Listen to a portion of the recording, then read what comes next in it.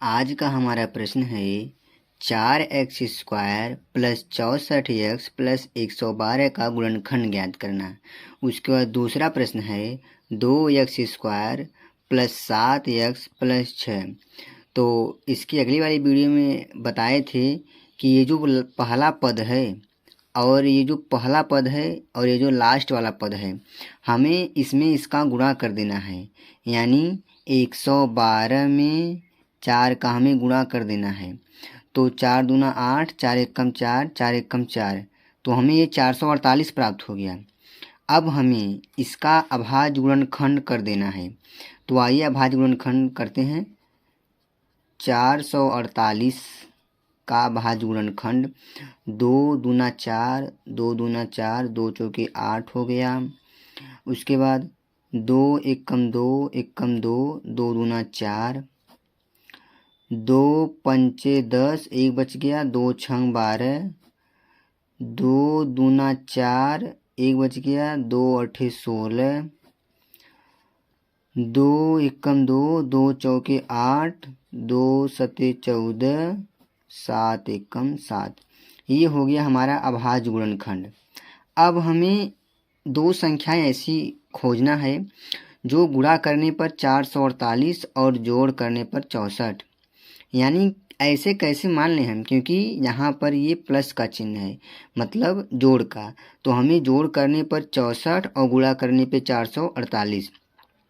अब वो संख्या हम कैसे खोजेंगे, कहाँ से पाएंगे वो संख्या? तो हमें संख्या वंख्या कहीं से लेना नहीं है, हमें इसी अभाज्य गुणनखंड में से वो संख्या खोजनी है। तो पहले हम इसे ऐसे उतार लेते हैं। यहाँ पे अभाज्य गुणनखंड को ऐसे उतार लेंगे। 2 2 2, ये 1 2 3 4 5 6 ठो है। तो 2 गुणे 2, 2 गुणे 2 3 6 1 7। अब यहाँ पर आ गया 448, क्योंकि इसका गुणा करेंगे तो 448 ही होगा। अब हम पहली बारी बारी से करते हैं। तो पहले हम दो संख्या ले लेते हैं। 2 दूना 4 हो गया और यहाँ पे ए ले लेते हैं। 2 दूना 4, 4 दूना 8, 8 दूना 16, 16 सत्ते 112। अगर हम 112 का 4 में गुणा करेंगे तो 448 तो आएगा, लेकिन 112 को अगर हम 4 जोड़ेंगे तो ये 64 नहीं आएगा। तो हम अब ये 3 संख्या लेकर चलते हैं। 2 दूना 4, 4 दूना 8, 8 गुणे 2 दूना 4, 4 दूना 8, 8 सत्ते 56। अब देखिए 56 में 8 का अगर हम गुणा करेंगे तो 448 आ जाएगा। अगर हम 56 को 8 में ऐड कर देंगे तो 64 भी आ जाएगा। हमें वो दो संख्याएं प्राप्त हो गई, 56 और 8। 56 और 8 को अगर हम जोड़ देंगे तो ये 64 आ जाएगा। तो जोड़ में यक्स जो है, यक्स का घात जुड़ता उड़ता नहीं है, तो यक्स उतर जाएगा। तो हम ये 64 न लिखकर ये 8 प्लस 56 लिख सकते हैं। तो आइए 4x² प्लस यहाँ पे 8 x है तो x प्लस 56 x है तो x प्लस 112। अब इसका हमें अभाज्य गुणनखंड कर देना है। विस्तार रूप में लिख लीजिए, क्योंकि विस्तार रूप लिखेंगे तो आपको कोई कॉमन लेने में कोई दिक्कत नहीं होगा। तो 2 दूना 4, x का स्क्वायर है तो मतलब x का गुणा x में प्लस है। अब इसका भी करीब विस्तार रूप 2 दूना 4, दूना 8 गुणे x प्लस 56। तो यहाँ देख लीजिए 56 का यहाँ पे निकला हुआ है, 56 का यहाँ पे निकला हुआ है। 56 यहाँ देखिए 56 का लिख दीजिए। ये 2 2 2 7 गुणे x। अब 112, तो 112 देखिए यहाँ से निकला हुआ है ए, यहाँ से।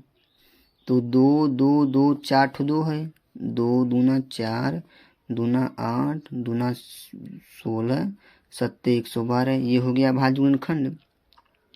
अब हमें कॉमन लेना है। कॉमन का मतलब जो इस पद में हो वो इसमें भी होना चाहिए, और जो इस पद में हो वो इसमें भी होना चाहिए। तो इसमें 2 है, यहाँ पर भी 2 है, ये 1 2 कॉमन हो गया। और यहाँ पर भी 2 है, यहाँ पर भी, तो गुणे 2 कॉमन हो गया। अब यहाँ पे 2 नहीं है, यहाँ पे x है, तो यहाँ पर भी 2 है लेकिन यहाँ पे 2 नहीं है, तो अब हम x कॉमन लेंगे। x कॉमन हो गया, यहाँ पर भी एक x कॉमन हो गया। अब क्या बचा, जो बचा उसे हम ब्रैकेट में ले लेते हैं। यहाँ पे x बच गया और ये प्लस है, तो यहाँ पे क्या बच गया, ये 2 बच गया। अब यहाँ प्लस है, प्लस लगा दीजिए।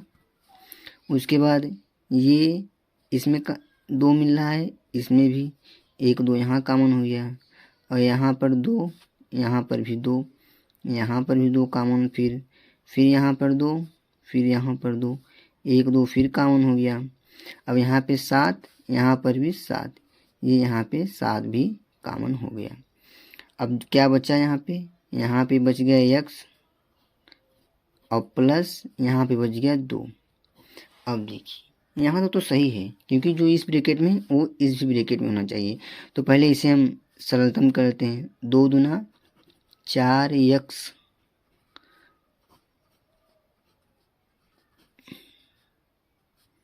प्लस 2 दूना 4, 4 दूना 8, 8 सते 56, 56 x प्लस 2।